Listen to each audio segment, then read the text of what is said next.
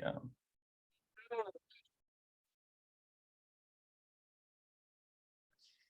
Hi, everyone. Good afternoon. Welcome. We are here to do the next page, to commence the next page, Bilingualism in Early Childhood with Dr. Mariana Glusman. I see some of you, I see the participant count coming, so welcome. And we'd love for you to start by introducing yourself in the chat. Of course, you can see us, but we can't see you, so we'd love to know who's here. If you could introduce yourself in the chat and tell us your name, if you're with an organization that you're representing, or if you're just interested why you're here. Your favorite, and for fun, your favorite word or phrase in another language. I'm also launching a poll right now for you guys to take, so we can kind of just see who's in the audience. So I see that going on. So again, welcome if you're just joining us. We are doing a poll right now, and we're asking you to put your name and organization in the chat. Just for housekeeping, please use the chat if you want to say hello, if you want to just have a comment on what's being talked about. If you have a question for either Dr. Glusman or for our panelists at the end, we ask that you use the Q&A for that, not the chat. So that will help us to keep those questions, and we'll be answering questions at the end of the session. So we are going to have a great session today. In just a minute, I'm going to introduce our keynote, Dr. Mariana Glusman, who is going to have a lot of interesting information for us. And then when she's done, our medical director, Dr. Gigi Chawla, is going to lead a panel. So again, if you have questions for either Dr. Glusman or members of the panel, go ahead and put those in the Q&A. And let's see. I see the poll. Okay, it seems like the 76% of you work with children who speak different languages. So that's really cool. And yeah, and you could be more than one too. You can also be curious to learn more. So I'll keep the poll up for another minute. Hey, Chris, yeah. did you see that in the Q&A, some are having trouble using the chat function? Okay. It says it's disabled. Okay, got it. It should be everyone. working now. Did you? Okay. Yeah, Liam, can you double check that it's working? I think it was set to just host and panelist. The chat was. Sorry, everyone. I thought I had changed that preset, but we should be. No, go that's ahead and okay. just try to send a message now, and go ahead and make sure you select to everyone when you're typing in your chat. I'm so sorry about that that setting, but go ahead and try now. All right. Thanks for your patience, everyone. Technology, there's always going to be something with Zoom. So who we are, I know we have a wide variety of people from different organizations, different states. We are Reach Out and Read Minnesota. We are part of a national network. We are a 501c3 here in Minnesota, and we seek to give young children a foundation for success through the powerful effects of reading and sharing a story with loved ones. So I won't go into detail, but this image kind of overviews our model. It starts when a child is sometimes at birth, but sometimes at 6 months. But a young child, very young child and family visit the doctor for a checkup.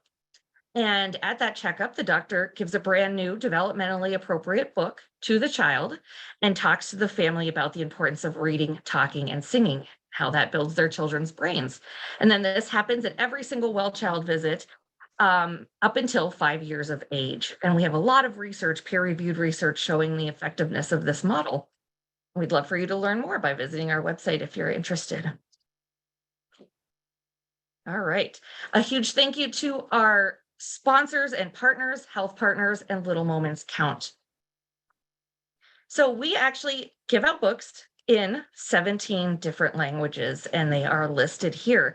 So we work with many, many, many, many bilingual families, and we're always looking to diversify our book selection and the languages to make sure that we're representing every family. It's really important to us that families receive a book that is culturally appropriate, developmentally appropriate, and as much as possible that it is bilingual and includes the language that they speak at home.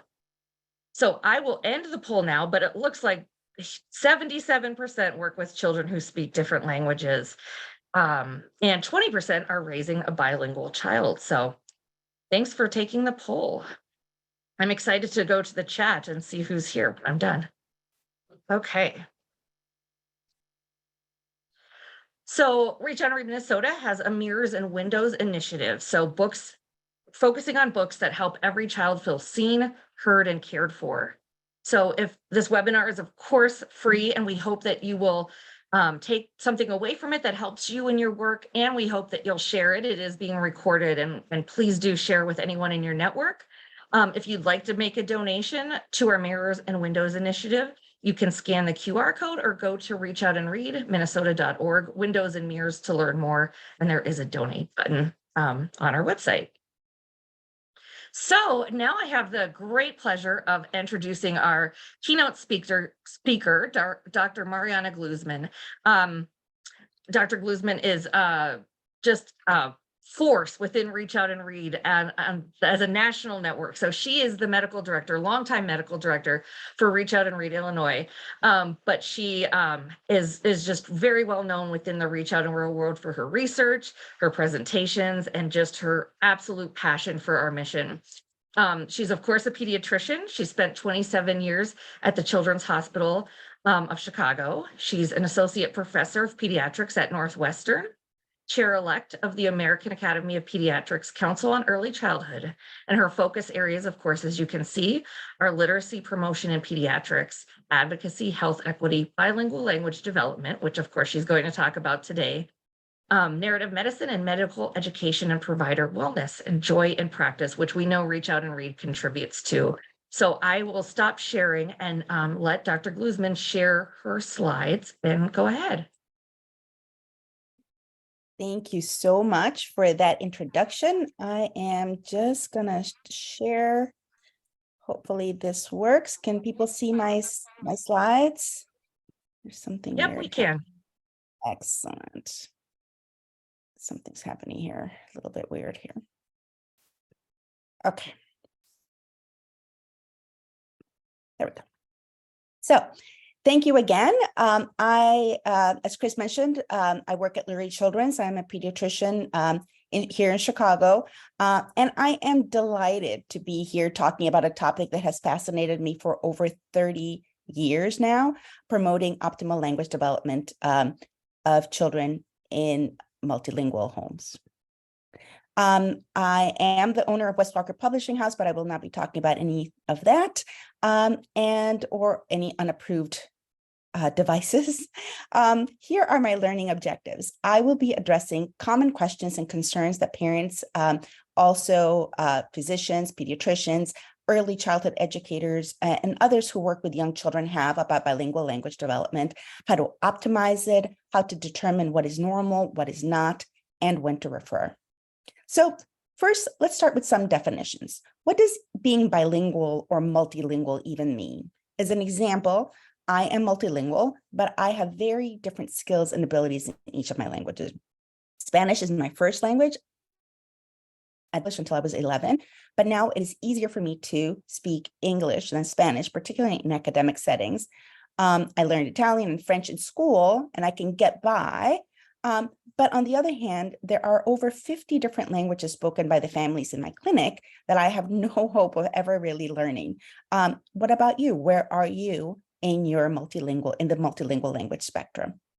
Now, there are some different terms that researchers and educators use to talk about children who are exposed to more than one language. DLL refers to dual language learners. LEP stands for Limited English Proficient, and ELL refers to English language learners. I don't prefer those last two terms because they are deficit-based as opposed to strength-based, but they are the labels that are used by the Census and the National Center for Education Statistics, so I will use those labels when referring to the data from those agencies. Simultaneous DLLs are learning two languages at the same time, whereas sequential learners, which is more common in the United States, learn one language first, such as at home, and then a second language outside the home, such as in school. Additive bilingualism refers to when the first language is socially desirable and learning it continues as children learn a second language. Think of it like an English-speaking child who learns French in an immersion program. Subtractive bilingualism is when the second language the learning occurs at the expense of the first. And this happens when the first language is not valued or socially desirable. And unfortunately, this is what happens for many DLLs in the United States in many areas where there is a significant push against languages other than English. Now, these types of messages have become significantly more obvious and pervasive in the last 10 years or so, but linguistic discrimination has been around for hundreds of years in the United States. For instance, when Native American children were forcibly sent to English-only boarding schools. Multilingual families in the United States are diverse and encompass different ethnic groups, diverse sets of values, practices, and resources that may also come from diverse socioeconomic statuses. However, in the United States, there is a big overlap between dual language learners and low SES. These families also have different countries of origin, including the United States, with diverse immigration status, such as citizen, permanent resident, undocumented status, and all of that implies. And of course, they speak different languages. According to the 2011 American Community Survey, which is part of the US Census, there were 381 different languages spoken in the United States, including 169 distinct native North American languages. But Spanish predominates, counting for about 62 million people speaking a language other than English. And multilinguals are a large and growing group, with 33% of all children under 9 in the United States being dual language learners. And we're everywhere. This is a map of a proportion of English language learning students in public elementary and high schools in the United States. The darker the green, the higher the ratio of multilingual students.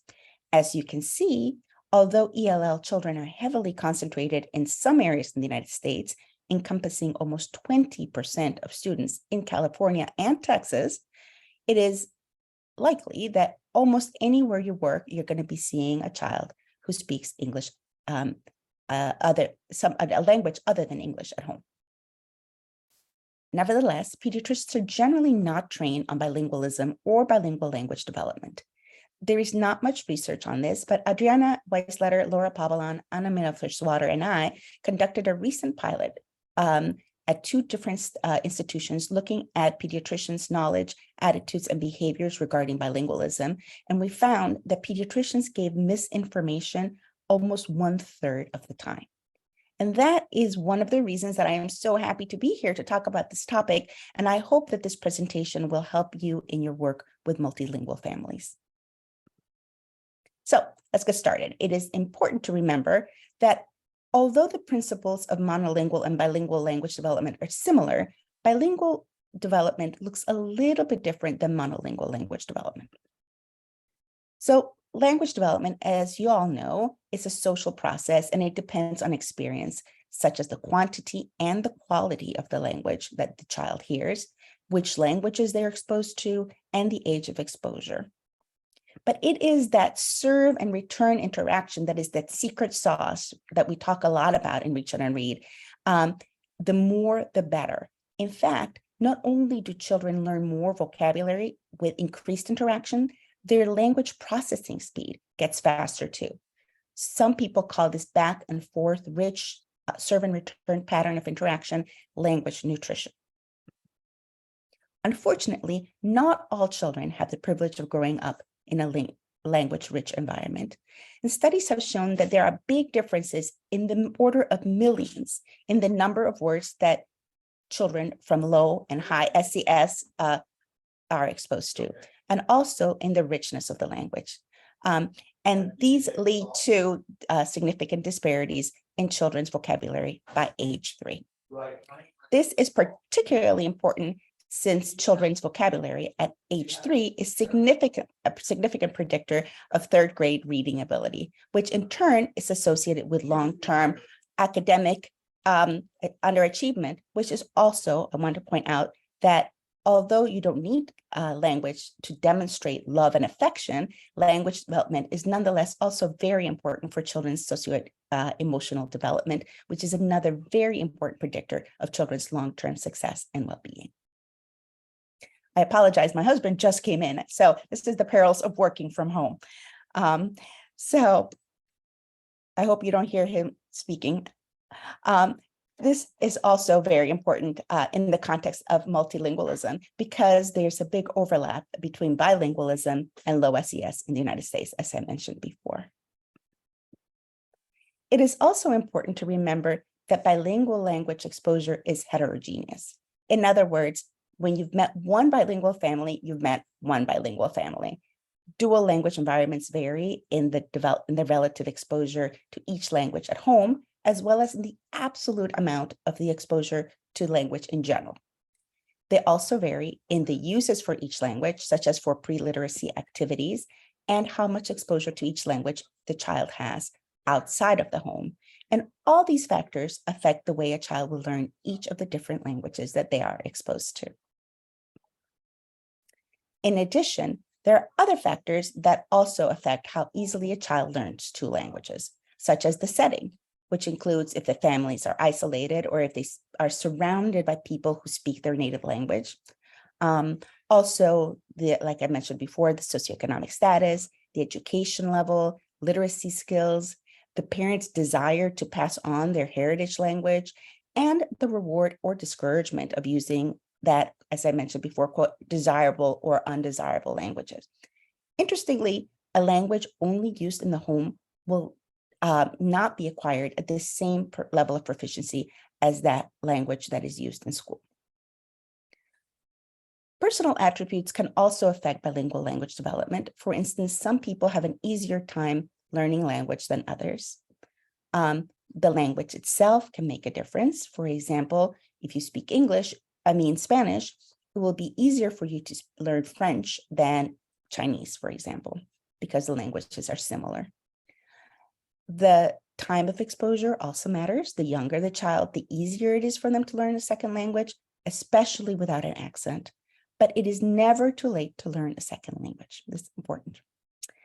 Finally, the mechanism for learning is also important. That is, if you're learning through observation and modeling, like in an immersion situation, or is it through direct instruction, such as in school? And all those things are going to affect your ability to learn both languages. So with all of that background in mind, let's turn now to some common questions about bilingualism that parents may ask you. So what do you think? Does learning two languages cause language delays? I don't have time to take a poll, but just keep that in mind, see what you think. So this graph is from a longitudinal study of Spanish-English bilingual children in South Florida by Erica Hoff and her colleagues. They looked at language development in two groups of children, bilinguals and monolinguals. And both of these children came from high SES backgrounds, getting rid of the common confounding variable. And here's what they found. On the x-axis is the age in months, and on the y-axis, vocabulary. The blue line represents the English vocabulary for the monolingual group over time, and the green and purple lines represent the English and the Spanish vocabularies for the bilingual group. In other words, the green and the purple lines are from the same group of children. As you can see, when you look at either of the languages, the bilingual children lag about 3 to 4 months behind their monolingual peers. Adriana Weisletter explains it this way. This girl on the right knows 200 words in English. On the other hand, the girl on the left knows 100 words in English. So if you compare that, you're going to think that the one on the left is delayed. But if you look further, she also knows 100 words in Spanish for a total of 200 words. So when you look at her complete knowledge of both languages, you can see that she is not delayed after all. And that is exactly what Erica and her group found. The green line on the graph on the right actually now refers to the total vocabulary in English plus Spanish for the bilingual children. And you can see that the lines are now basically the same. So the clearest way to answer this question is to say that early exposure to two languages does not cause overall delays, but learning two languages does take longer than learning one. And it makes sense when you remember that language development depends on language experience, and there's only 24 hours in a day, so children who are learning two languages simultaneously on average will hear less than children who are learning one. In the case of sequential DLLs who are learning their first language at home, and then they don't learn this English until they get to school, it can take from 2 to 5 years for them to be able to speak proficiently in English, depending on the child's temperament, background, and the environment, both at home and at school. In addition, while bilingual exposure does not cause children to be confused or impaired, we should not forget the other environmental factors that I mentioned before that lead to additive or subtractive bilingualism that can also interfere with language learning. So, how would you answer this question? Is it a problem if my child switches between languages, across sentences, and even within sentences? The answer is no. Bilingual code mixing is not a sign of confusion. In fact, mixing aids in communication. When people code mix, they use their two languages appropriately. Verbs are used as verbs, subjects as subjects, and code mixing is grammatical. So for instance, they might say, quiero milk instead of milk quiero. That would not happen. Mixing languages is also the social norm in many families, and sometimes there's not a good translation. Here's an interesting study that Adriana Weisleiter conducted. She looked at code switching in children from low-income Spanish-speaking homes, and she found that the children who code switched, and you can see that on the left of here on the left graph, actually had higher receptive vocabulary scores, shown in light blue, and they also had higher expressive vocabulary scores in dark blue than the children who did not code switch. Bottom line is that there's no need to insist that families keep their languages separate. So what would you say here? If a parent asked, should I speak to my child in English so he will be better prepared for school? And the answer here is, it depends. The answer is best to speak to your child in the language or languages that you are fluent in. Studies have found that exposure to English by fluent speakers promotes children's development in English, whereas exposure to children in non-fluent speakers does not promote English language skills as much. Why? Because when we speak in a language that we are comfortable in, we use more diverse and more complex vocabulary and syntax, which is what is most helpful for language learning. So what should you tell the parent? Take your child to places where there are others that speak English fluently, such as the library, the park, other places where children and families hang out. And keep speaking your native language a lot. Studies show that the stronger home language skills a child has, the easier it is for them to learn English. Of course, the ability to speak English in the United States is very important, but I like to emphasize to parents that being bilingual is also a tremendous gift and a strength. Not only will it help their child communicate more with more people around the world and have more job opportunities, but also we know that fully bilingual students outperform their monolingual peers in reading, math, and science by the end of 4th grade and in all academic subjects by the end of high school. So think about this question. If my child has a developmental disability, should I speak to them in English so that they don't get confused? I have a lot of patients in my clinic that have medical complexity, and this is a question that many of my patients' families ask. Well, children with developmental disabilities such as Down syndrome, autism, speech delays are still capable of learning more than one language. And depriving a child for input in their home language may limit their ability to communicate with family members, which can contribute to isolation and actually have worse outcomes. And this is a difficult situation because there are very few speech therapists and occupational therapists and other therapists who speak Spanish, and even fewer who speak other languages. So it is particularly important to counsel parents to continue to use their home language, regardless of whether their child has developmental disabilities or not.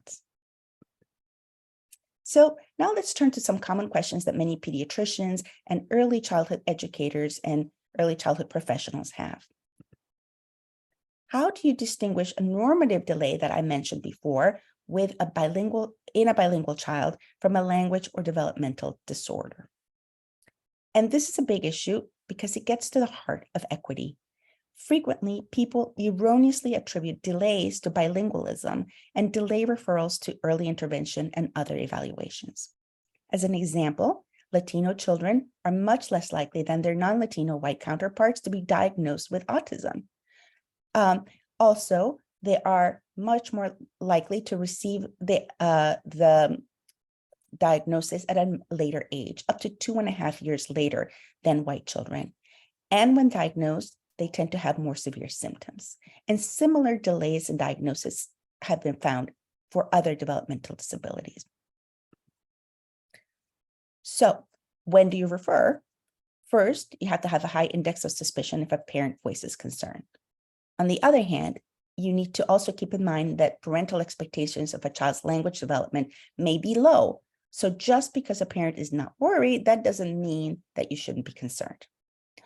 Other red flags for referral are when parents wonder if their child can hear or when the child is not meeting milestones that are appropriate, such as not smiling with others from birth or a few weeks after birth, not babbling around 6 months, not pointing at 12 months, not combining words by 2, or combining words into sentences by 3.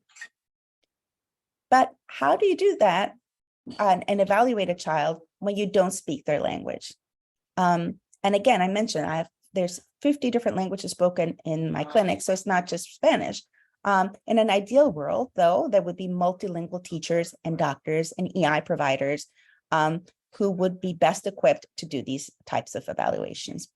But we don't all speak all languages, so we have to rely on parental report with a trained interpreter, of course. And we need to ask about all the language milestones, right, both expressive and receptive, and obtain information about the child's entire language system, right? As I mentioned before, a child at 24 months of age who is hearing 2 languages, their combined vocabulary should be the same in both languages as that for a monolingual child, which is about 50 words. And they should use 2-word sentences, even if their words are in English and some of the words are in Spanish. You can also, and this is a Reach Out and Read conference, right? And I always say, it's never a talk that I give unless I bring in Reach Out and Read. You can use books as tools to develop a child's development, to help evaluate a child's development, I mean. As part of a Reach Out and Read curriculum, an initiative that we created for Latinx families called Leyendo Juntos, we developed a laminated card with simple questions in Spanish, like, what is this? Or what's happening here? That people as well pointing out things like in the book. And you can do this also, you can use the similar card in whatever languages your patients or clients speak. And this can be helpful to actually watch, just ask the question and watch what the child does. Or if you're with a parent and have an interpreter, you can also point different, ask the interpreter, through the interpreter, ask the parent to read with their child or to look at the book with their child and see what they do together. Is the child involved? Are they pointing? Are they talking? And obviously you may not understand exactly what's happening, but at the very least, you can see if the child has shared attention, which we know is an early sign that when you don't have that, of autism. So how do you counsel parents with limited English proficiency to promote optimal language development for their children? As pediatricians and professionals working with young children, we are in such a unique and privileged position to be able to give parents anticipatory guidance. This includes anything that increases talking in the language or languages that are most comfortable for the child, and that encourages learning about the world, such as telling family stories, singing traditional songs, saying riddles, and of course, again, through Reach Out and Read, modeling book sharing and using that book as a tool to show parents how to interact with the child in a way that makes it exciting and interesting. Now, people often ask me, should you give out books in English or bilingual books or in their native language? What is the best? And the way I think about it is this. Books are tools to encourage parent-child interaction. So when someone gave you a book in English or a book in a language that you don't speak, which one would you choose? I would choose English because it is easier, right? I'm more likely to use it. And that's why I usually, if I can, like to give out books in the native language or bilingual books instead of English. But that is not always a possibility. And when that happens, I'll just tell parents to make up their own story, just to ignore the words on the page and make up their own story or stories in their language and use the book, again, as a tool. Recall that the languages that are used for academics will become stronger than the languages used only at home. In addition, reading skills in children's home languages transfer to reading skills in English. So this means that encouraging parents to promote early literacy in their children's home language may be particularly impactful. And finally, books, and Chris, you mentioned this before, should be mirrors and windows for our patients, where they can see themselves and also learn about things beyond their immediate surroundings. And this is not only important for language, but it is also really important for positive racial and cultural identity development. And research suggests that developing a proud sociolinguistic identity encourages parents to talk more with their children and promote their development. And just telling parents about the importance of talking or even about bilingualism is not enough. Melissa Baralt in Florida developed a wonderful interactive app called Habla Mi Bebé to encourage Spanish-speaking moms to do more language nutrition with their babies in Spanish. And her initial findings were actually pretty disappointing. She found that although the moms used the app, they did not incorporate the information into what they were doing with their children. So they went back to the drawing board and they asked the families, they did some focus groups and they said, why are you not using the information from the app? And she found out that many of the participants had experienced linguistic discrimination, being told that English is better than Spanish, or even being threatened or chastised for speaking Spanish. And so here's a quote from one of the subjects that from her study. I was once at a CVS with my son and doing everything that the app taught me. And I was describing to him everything that we were looking at. And when I got to the line, two men said loudly so that I would hear, "This is America," and said that I needed to speak English. It was humiliating. They were targeting me and the way I was talking to my baby, and I felt scared.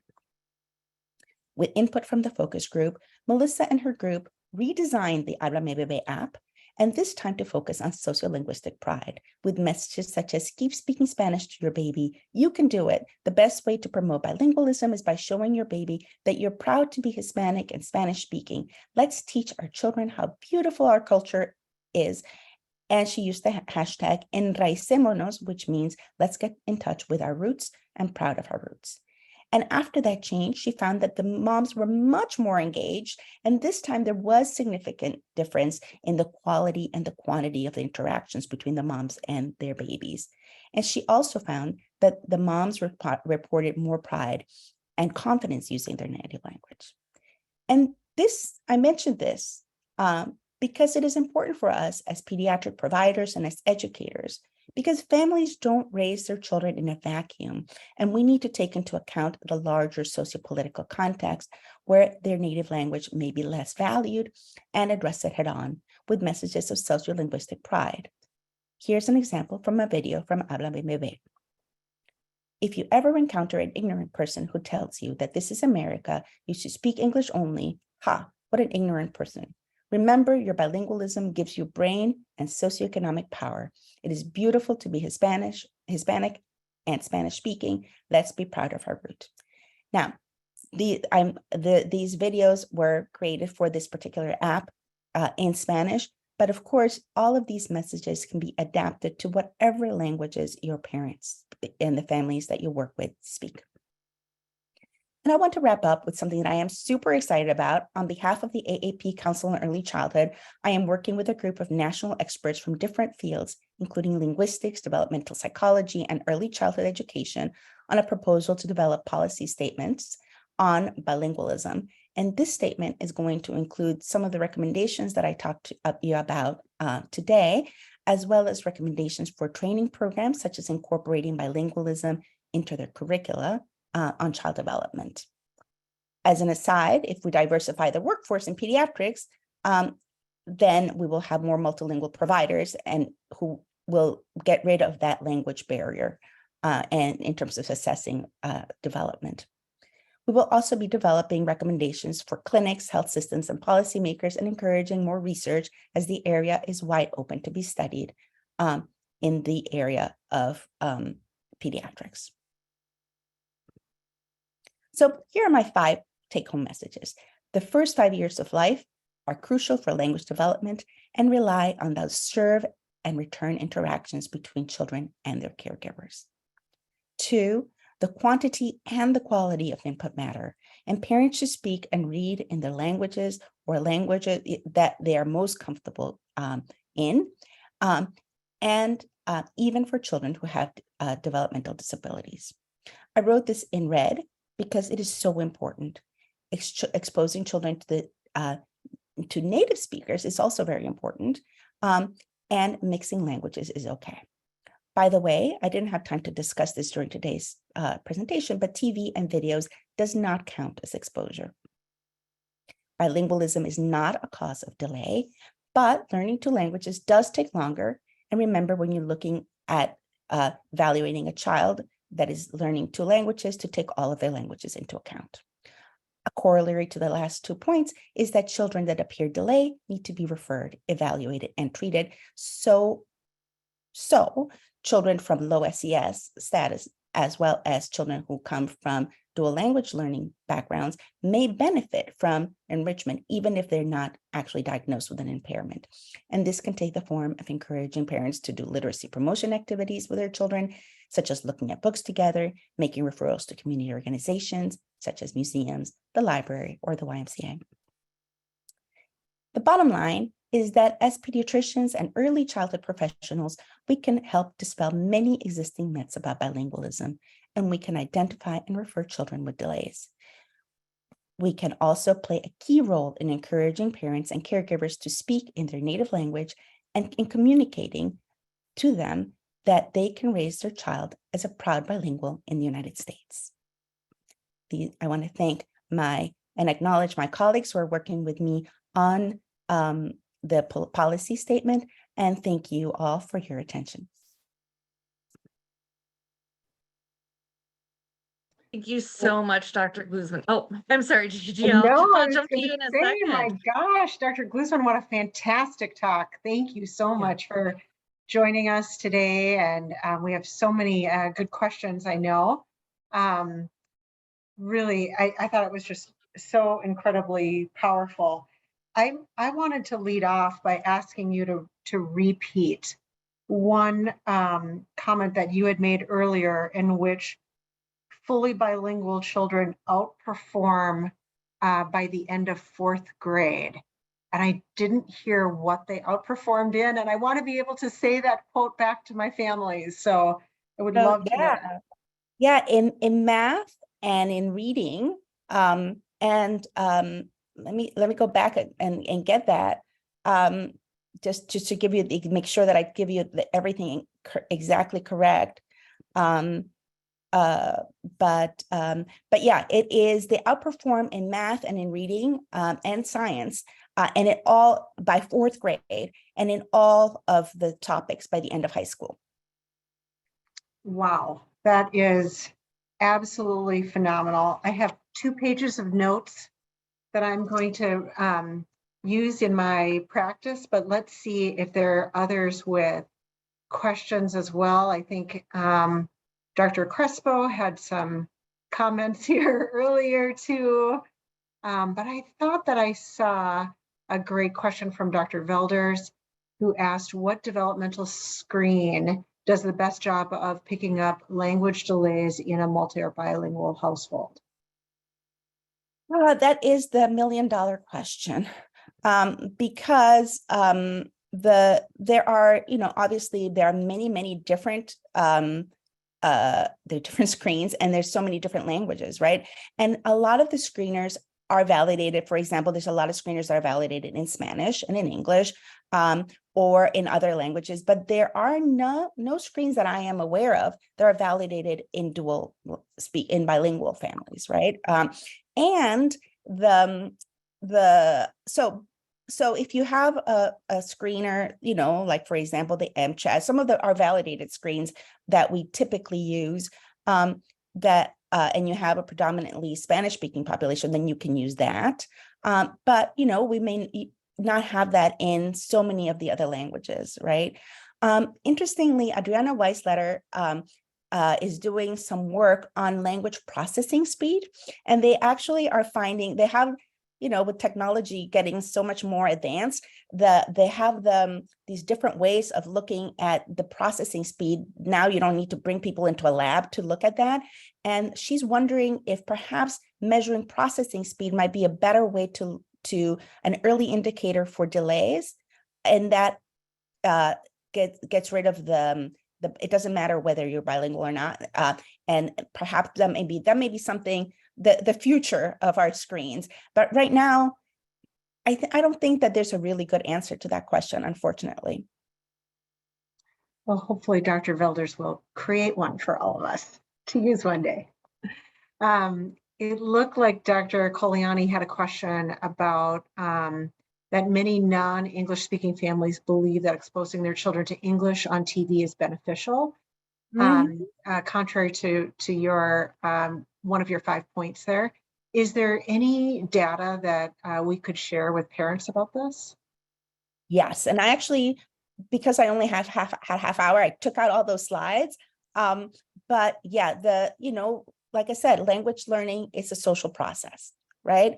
And while apps try to make it interactive, it's never going to be as social like the way a person is, right? People say there's no app like your lap, right? And so for that reason, videos are just not going to be as helpful. And actually, they've done research on this, that children, exposing children to language early on through videos, and I'm talking like under one year of age, or that was the study that I'm thinking of, is actually, it does not help at all, doesn't make any difference. So even though it is prevalent and people always talk about putting their kids in front of the cartoons, I hear this all the time, it doesn't work. Yeah, so much of that is that serve and volley approach. They just one way aren't getting enough of the information to solidify those synapses. There's a question from Mary Dubs. Oh, I'm sorry, Liam. Oh, Gigi, I was just going to say it might be an appropriate time to introduce all of our panelists, just to make sure everyone can. Yes. So yeah, if Brenna and Mercy and Remona want to join us on video, that would be awesome. Brenna is as you can see here, I'm just going to give everyone just a quick introduction, just because I know there's so much to talk about and I want to make sure that we're including everyone here. Brenna's raised monolingual English. I know that because she's my sister. I was also raised monolingual English, but she's raising her daughter in her second language, Spanish. She's a psychotherapist at Comunidades Latinas Unidas en Servicio, otherwise known as CLUS, and she provides bilingual care for her clients. Remona Htoo is a mother raising a Karen-speaking daughter and the author of 2 bilingual English Karen children's books, which I recently had an opportunity to get my hands on, and they're beautiful. And Mercedes Ruiz Estévez is a native of the Canary Islands in Spain, and she and her husband are raising their 2 sons in Spanish and English, and she works for 3M in Minnesota and my screen is covered here. Just give me one. Don't worry. As a scientist, I As think a that scientist. Can you Perfect. see is my video on? Yes, it is. Everyone's on. I can't So, see. Perfect. yes. Good. Thanks so much. All right, I'll pop back off. Thanks. Well, thank you so much for joining. And Liam, thanks for stopping me in my tracks. I was completely overwhelmed by Dr. Glusman's presentation and didn't invite everybody else to the table. So sorry about that. Let's see. It looks like we still have quite a number of questions for all of you. I'll start maybe with a question from Mary Dubbs. For story times at the library, what are your thoughts about a non-native but proficient Spanish speaker leading a bilingual story time?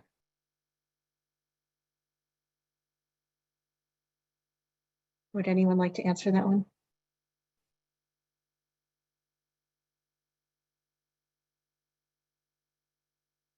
So, I mean, I can do it if nobody else would like Go to. ahead, I Dr. feel like I've Glusman. been speaking a lot, so I want to make sure that everybody has a chance to speak.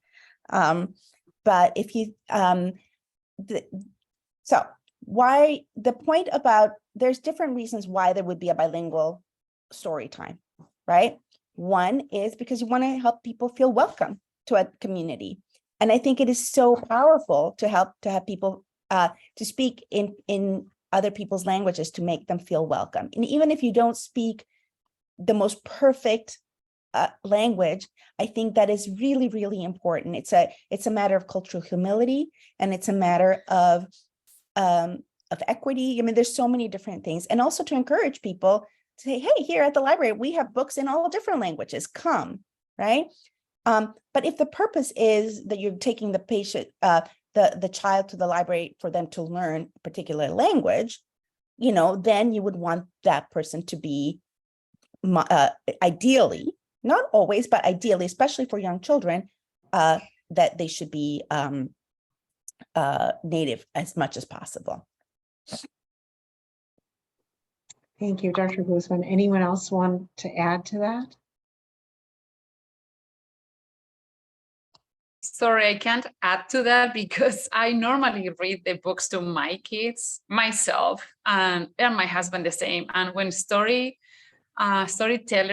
happen in the library, it's normally during the mornings and we're working. So we have tried that sometimes, but it's always like 10 a.m., 11 a.m., and we are not free during the time that happens. So sorry, I can't add to that. All right.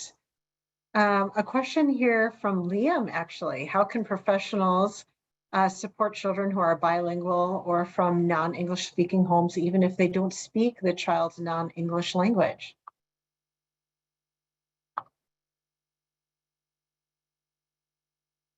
Anyone feel like they want to answer that one?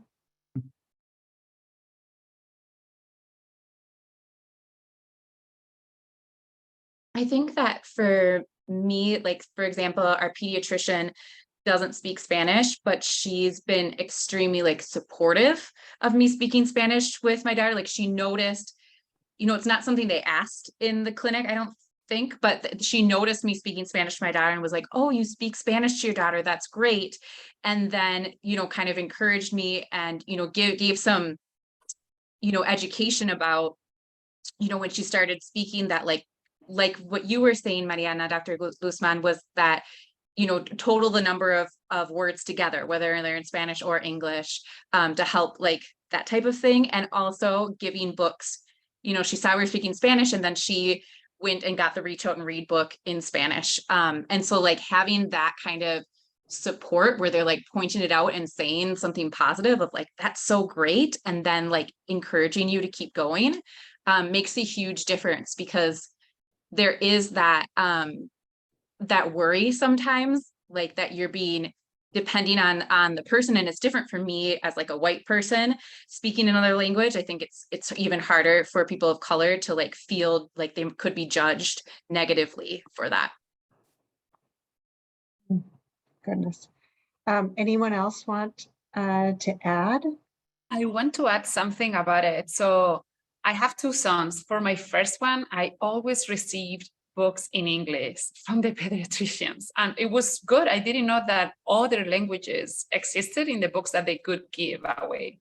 So with my second one, that is a year old, now every time that we go to the doctor, I receive Spanish books. So I don't know what has changed in the last 5 years that, and I spoke Spanish to my first son in front of the pediatrician all the time, and they know that I was from Spain, but no, never. And now it's like, yeah, look at this Spanish book. So now we have the English version and the Spanish version of the same books, which is pretty good. I'll take that as we're improving and we're growing in our abilities to as pediatricians and at Reach Out and Read. So thank you for highlighting that. I mean, I think it's beautiful that you give out books in 11 different languages, right? And even if we don't speak all of those languages, just being able to, again, just give that book that is a reinforcement of how important that language is and how much we want you to continue to speak with your child in that language, which is so important for them, will be so important for them, both in terms of their continued relationship with their family, as well as for their future.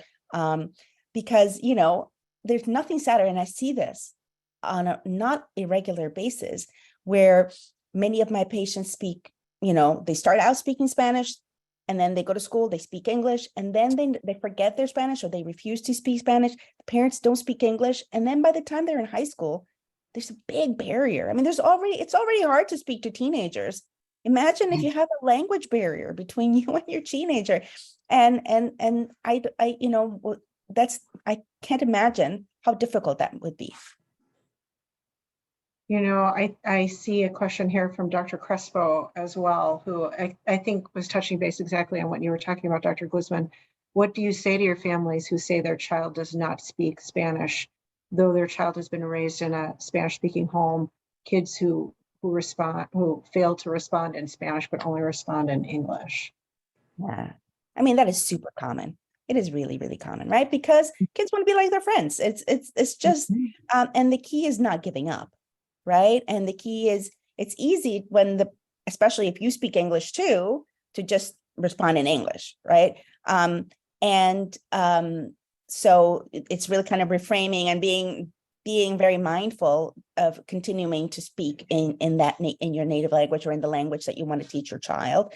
The other key is exposing them to as many native speakers as you possibly can, going to fairs, going to, you know, other places, because again, kids are social, right? If they see other kids speaking that other language, then they're going to be like, hey, I wanted to go to that. So there's many places that families that will send their child to Polish school or Chinese school, and that's another really important way of maintaining that other home language.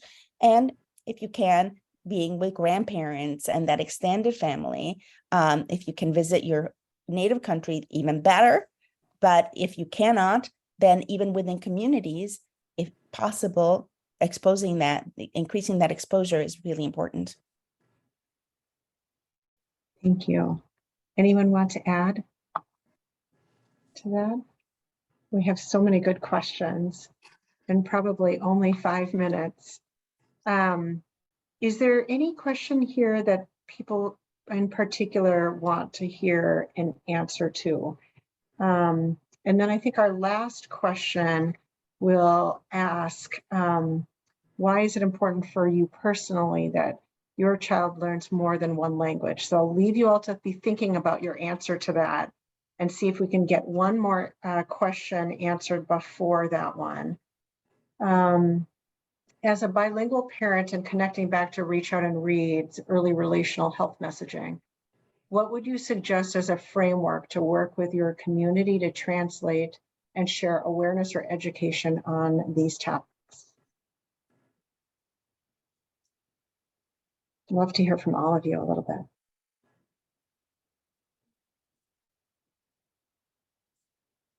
Again, I want to speak last because I tend to be a microphone hog. Remona, would you like to begin? Okay, can you repeat the question again? Yes, definitely. just thinking about what would you suggest as a framework to work with the community to translate or share these messages on development for our bilingual families? Honest translating, you're saying, like, I mean, personally, for me, you know, I am also a English is my second language, so Korean is my native language, and I don't know, like, just like Dr. Glusman said, that, you know, just exposing myself, and then also, you know, from my child, just like exposing her to like my community, and like, you know, just for me, it's important to, you know, especially she is born in here, and even though, you know, I speak English and the Korean language, but like at home right now, she's picking up, I think English is more of like her first language now, and then like the Korean became more of like her second language, but she is mixing the language too. So it's really, you know, interesting to see that development going on. Yeah, and then sometimes she'll just mix in, like, you know, one sentence in English and then partial in Korean. So it's really interesting, and like, you know, what books or like, you know, the people that I have interaction with, I am very intentional about it, you know, who I hang out with, you know, and like, you know, what sort of books I am like reading to my child. So I don't know if that answers some question. That Yeah. was lovely. Thank you. Yeah. Anyone else want to answer? I just think that more of the framework regarding like having the pride in speaking your native language, and why it's an advantage to speak two languages, because I think so many people, especially immigrants, like internalizes these messages about how like English is kind of superior, or like that's kind of a status symbol to like speak English and have your children speak English, and like then don't value their own language as much, and see the advantages of that. And so I feel like spreading more of that education and that pride in language. Thank you. I think as we are getting short on time, let's try to get back to one really lovely question. Why is it important for you personally that your child learns more than one language? For me, it's important because I'm very connected to my family in Spain. So we talk to them very often during the week. We travel a lot to Spain. So it's important for me because I want them to be immersed in the culture, in the traditions, and in the language as well. So they need to be able to communicate perfectly with their grandparents, both the ones that live here, the ones that live there. Yeah, so that's one part. And also the brain develops differently. When the kids are learning two languages or three languages, the brain works different. The synapses that get formed are different. So I think that is important for also developing other skills in life. Yeah, so it's important for me as well, because one is like, you know, connecting like with her culture, and then also her community, and then also knowing like another language is knowing another culture, you know. So like also like, you know, I want my daughter, you know, or like people that know more than just one language, or like it, you know, they're not the only one in the world. I want to say, you know, there are other culture, there are other people, there are other, you know, it's very diverse, and like, you know, you're not the only one. And I'm just like, you know, I want her, so my daughter, I want her to be aware that, you know, there are other people other than her that are around her, and it's beautiful. That's wonderful. Culture is beautiful, and language is beautiful, and I just want her to also just, you know, especially with my culture, the current community, just because like, you know, we have been the Civil War has done a very big damage in our culture, and like, you know, the language, and I just want to keep that alive. And you know, I don't want them to repress that, you know, oh, okay, I don't want them to be on a survival mode all the time. Like, we have to learn there, we have to fit in, we have to survive. Yeah, so I want to take that onto like a different view, for the kids that are born here, so that I have to, fit in, that I have to, be on a survival mode all the time, yeah. So. Oh, thank you for sharing that. Anyone else?